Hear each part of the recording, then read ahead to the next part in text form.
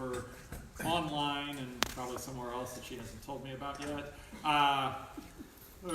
She's a clinical psychologist. Her degree is from the University of Missouri Columbia, was a tenured professor in a previous life before somebody dragged her to Wisconsin in the dead of winter. Her research has been published in numerous journals, and she has a number of her former students working throughout the field, but I think she would agree with all of you that all of those accomplishments are outweighed by the awful decision that she made to marry me 2 decades ago. So, with that, let me introduce Dr. Heather Meggers-Wright.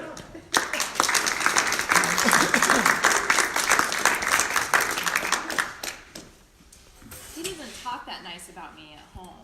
No, I'm just kidding.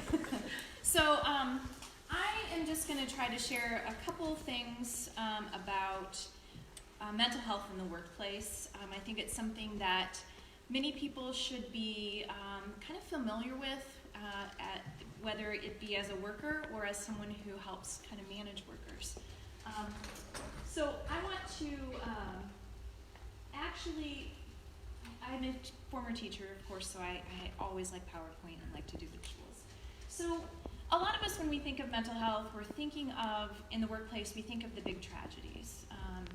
Folks who have violence in the workplace due to more severe mental illness.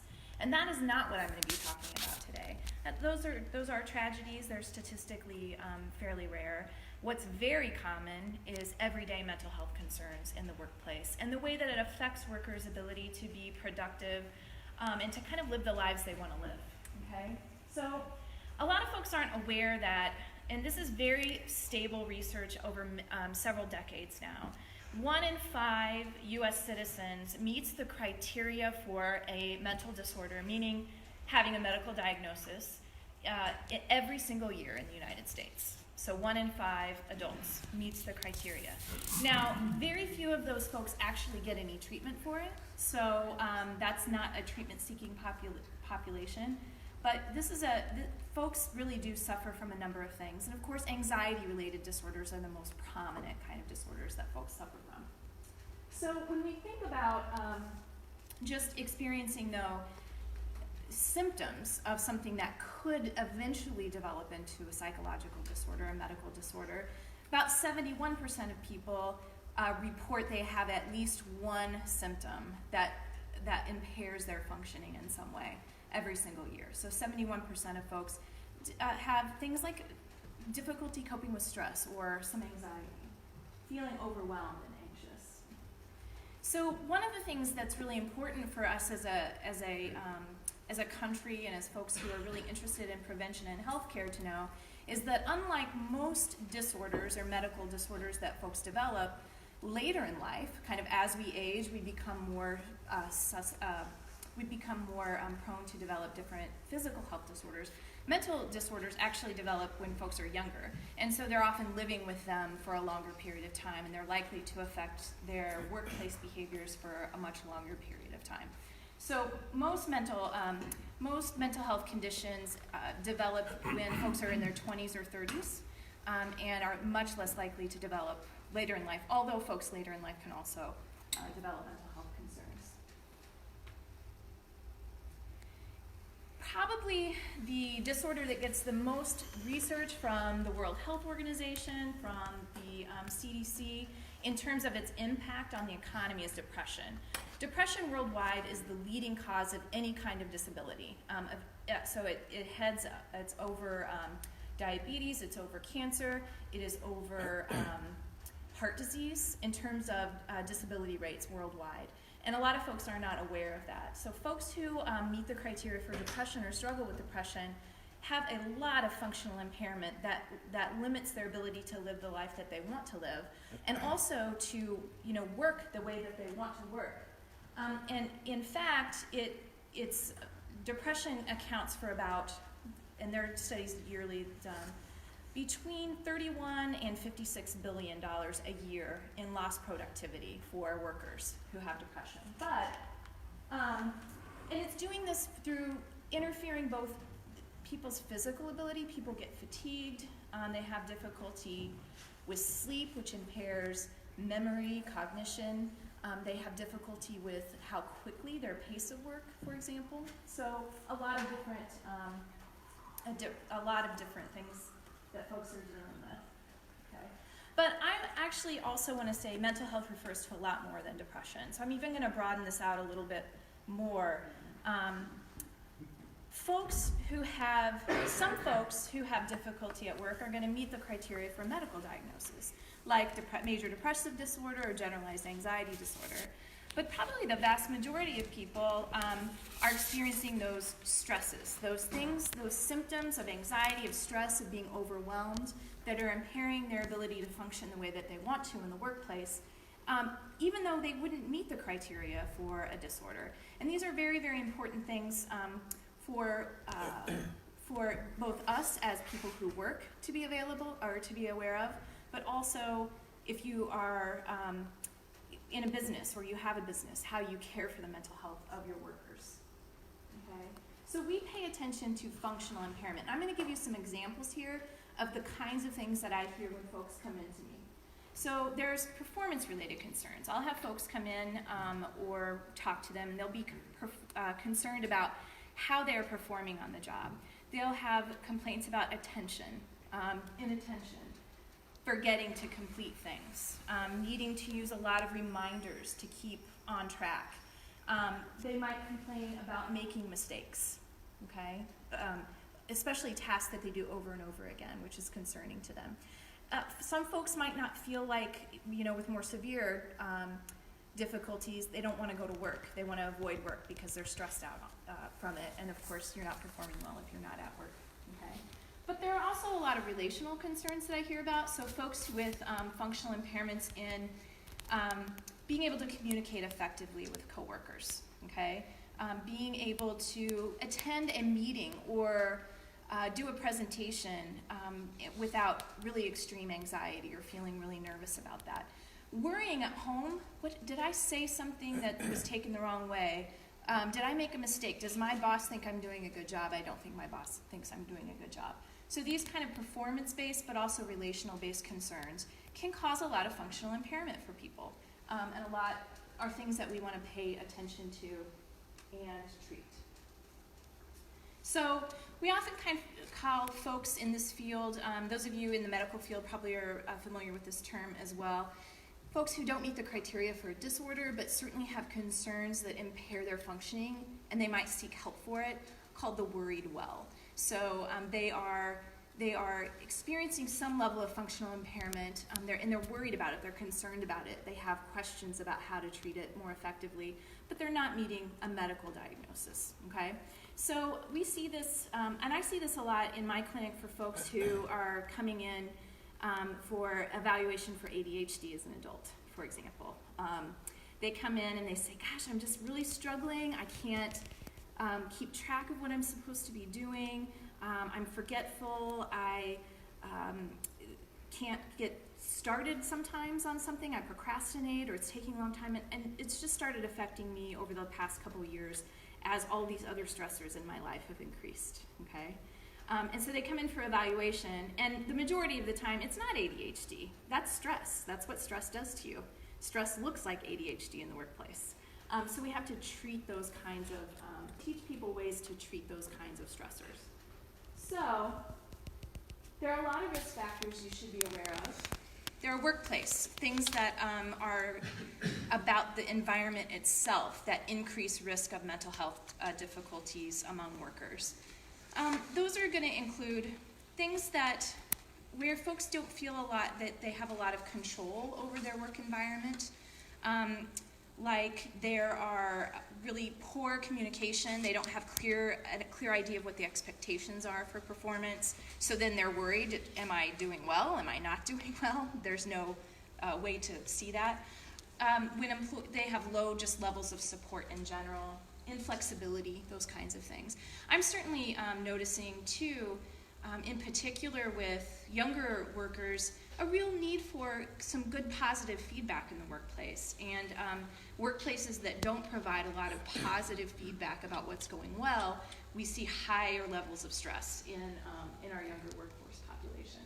There are certainly personal things that affect work too, things that are going outside, even the best work environment, folks experience stress in their life that's going to affect how they're performing at life in the day. So things like caregiver responsibilities, if they have relationship stress, if they have a genetic predisposition or some biological predisposition towards mental health difficulties, anxiety.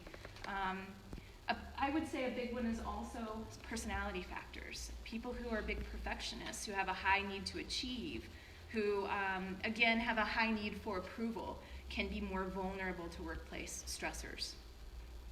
Okay, so with that said, what are we going to do about that? Okay. So really, workplaces and mental health's role in this is twofold. I think one of the things that you're seeing emerge more clearly in the field is that employers and companies are engaging in a lot of prevention strategies. How do we prevent mental health difficulties from affecting our workers and give them the support at the level where it's just stress, right? It's just a simple kind of functional impairment. And so you will see employers provide what are called employee assistance programs. And the first kind of column here is for prevention.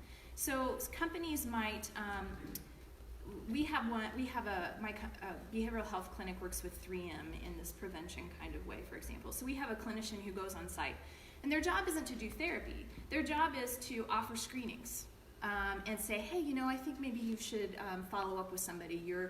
I see that you're struggling here, or here's some resources for you to do.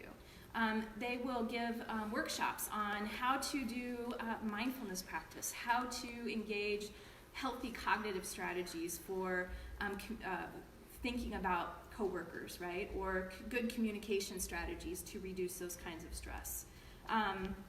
They will work with company leaders to improve those workplace factors that contribute to stress as well. And provide managers with training. How do I recognize when folks are struggling, and what do I do about it so that folks don't feel helpless? Non-mental health professionals don't feel helpless in the workplace. And then there are the type of employee assistance programs that are more treatment-based. So this would be after somebody they're either meeting the criteria for a medical diagnosis, or they're on their way and need some interventions that are professional. So companies can, first of all, they can offer good insurance so that their workers can actually access mental health care. That's a good way that workplaces can do that. But a lot of companies, and we work with several like this is very common for folks, a lot of companies offer very no-cost sessions to their employees that's off the books for insurance. So usually it's probably 4 to 8 sessions that a person can just go in, they see their mental health professional for that many sessions. If they need more after that, then they can continue with their insurance. But that gives folks a chance to seek treatment when they don't meet the criteria for a diagnosis, and so that they can actually reduce the barriers to doing that. And the final is that we're seeing more and more companies offer a lot of telehealth options. Again, to help with privacy, to reduce absenteeism. So folks who therapy happens weekly usually, once every 2 weeks. And so that's a lot of absence for folks if they don't have access to some methods to do it virtually. And so we see a lot of online counseling as well. So that's kind of it. I think I'm out of my time, right?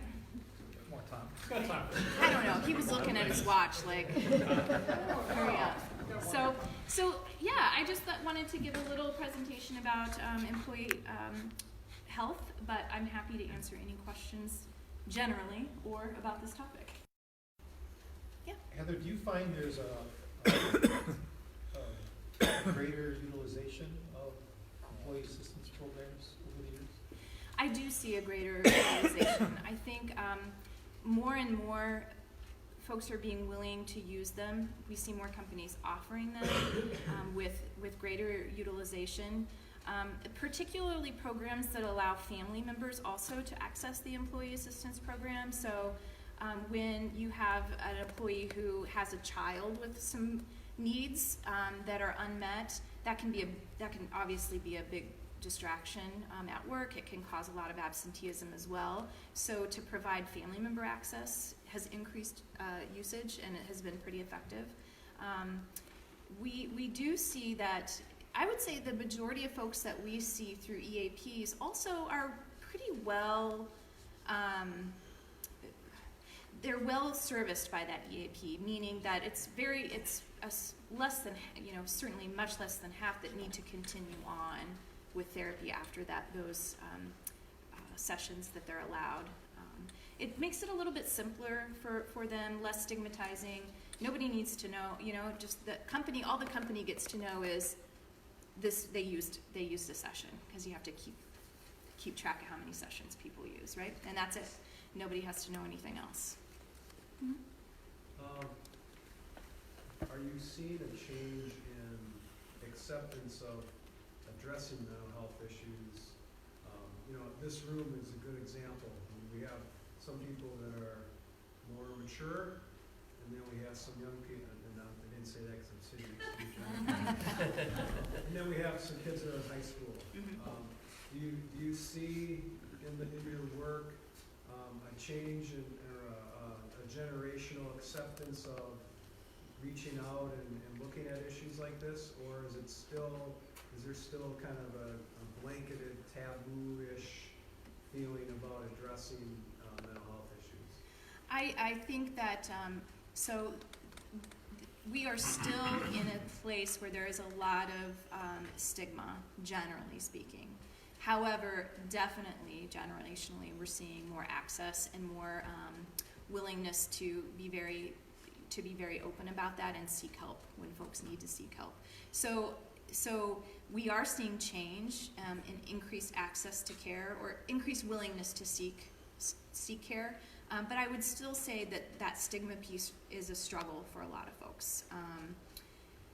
There are still a lot of people who kind of grow up culturally, it's part of their family culture, who, where when you struggle with anxiety or stress, that means something bad about you. That's what they believe.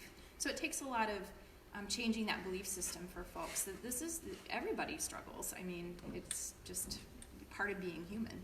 Everybody experiences stress. And if you don't, then I'm really worried about you. I think that's a problem. Like, that's not natural. So, yeah, thanks. Anybody else? Thank you.